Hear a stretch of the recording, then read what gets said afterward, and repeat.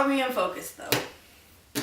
Is the real question. What's up you guys? My name is Carly and welcome to my channel. So today we're going to be talking all about how I edit my photos for Instagram. This is a question that I got asked so much. I got so many DMs all about how do you edit your Instagram photos? How do you do this? How do you do that? And I decided to come on here and do a video for you guys. So without further ado, let's pop into how I edit my Instagram photos. So the first thing that I do is I go into Snapseed. Now Snapseed is an app that is made by Google and it's awesome. You have all of these tools, there's so many, but I really only use the exposure tool when I'm editing my photos. And by default, it's always at 0.7, and that's just the one that I use to brighten all of my photos. So I just go through and I whiten and brighten the whole photo to make it more of like my style and my aesthetic. And after that, I just save it. If you're the kind of person that like doesn't really like the super white and bright photo, but you still need to brighten your photo, it does have options. So you can, at the bottom, there's like two little arrows, and you can go down or you can go up, and I think 1 is the greatest exposure and 0.3 is the least exposure. So you can darken, you can lighten, you can do all that stuff, but I always stick to 0.7 exposure, and then I just save my, we don't want to modify it, we want to just save the copy. So once I export that out of my Snapseed, I pop it into my VSCO, and VSCO is an app that I'm sure everybody has on their phone. It is an app that I have had for a very long time. I did buy the presets probably about 2 years ago. They were like $5 and they're worth it because I mean you have them for life. So if you are looking to kind of step up your photo game, I would totally buy some VSCO presets. They are worth it. So my favorite filter is S2, and as you can see, it really just whitens and brightens the whole photo. It brings out the whites, it brings out the browns, it makes like the pinks look kind of dreamy, and I love that. But 12 is a little bit aggressive when it comes to this filter, so I always keep it at about 6, and I never go lower than about 4. So once I have my filter picked out, as I said, I use S2 like religiously, so it's my fave. I give that like a 6. I don't use any of the exposure or the contrast kind of tools because we did that already in Snapseed. I'm sure if you wanted to bypass going through Snapseed, you could totally do the exposure and stuff here. But for some reason, I just like the way it lightens on Snapseed more than it lightens on VSCO. But in VSCO, something I use is the Y skew. So the Y skew makes things kind of go up and down.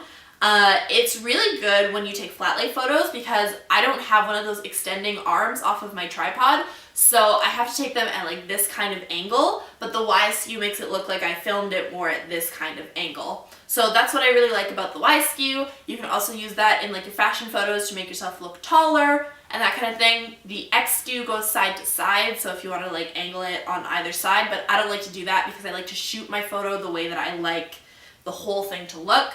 I never really have to mess with the side-to-side X skew.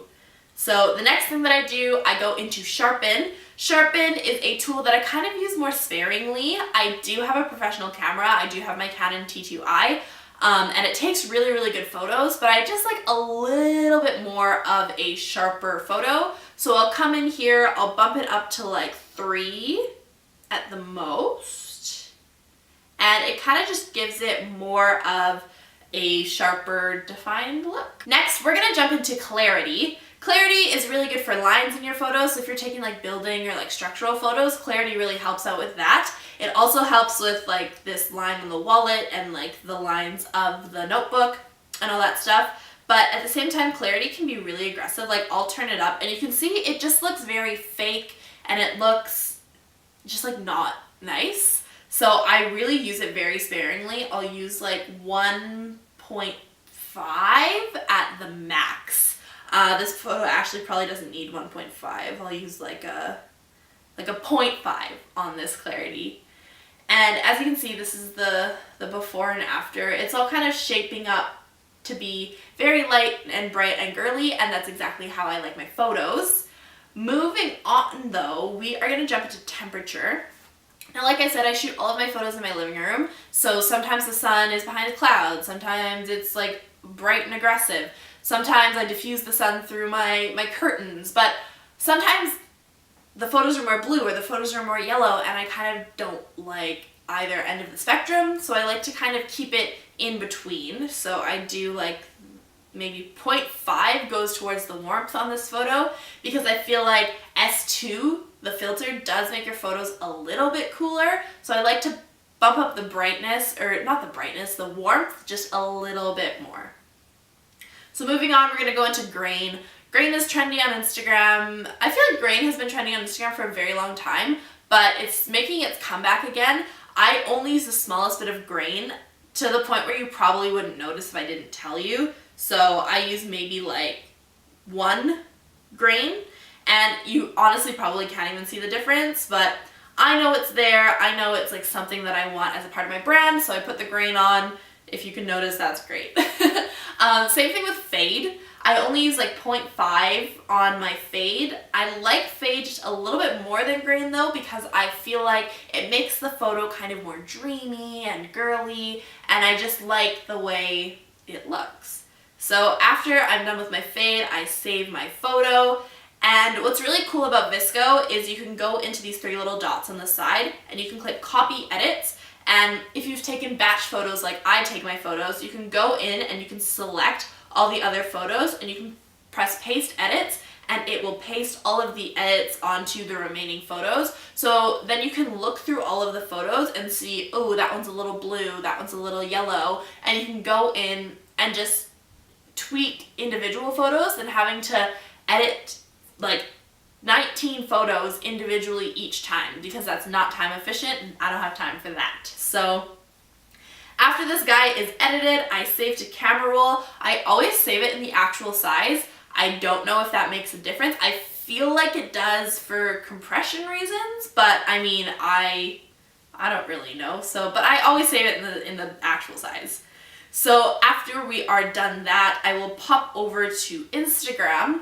And so I know that you can do like the full length photo in Instagram now, and that's like great, but I find that the full length photo just doesn't like work for me. I'm more of a square kind of gal, and I find like when you're scrolling in the feed, the longer photo looks really good, but when you're on your actual like grid feed, it looks not as good, because sometimes the square will crop in a weird place and it really only looks good when you're looking at it, and a lot of people look at photos just like on the grid. So I'm a diehard square kind of person, and the way I shoot my photos, I always shoot them longer and like wider than I want them to appear on Instagram, so I have room to work with.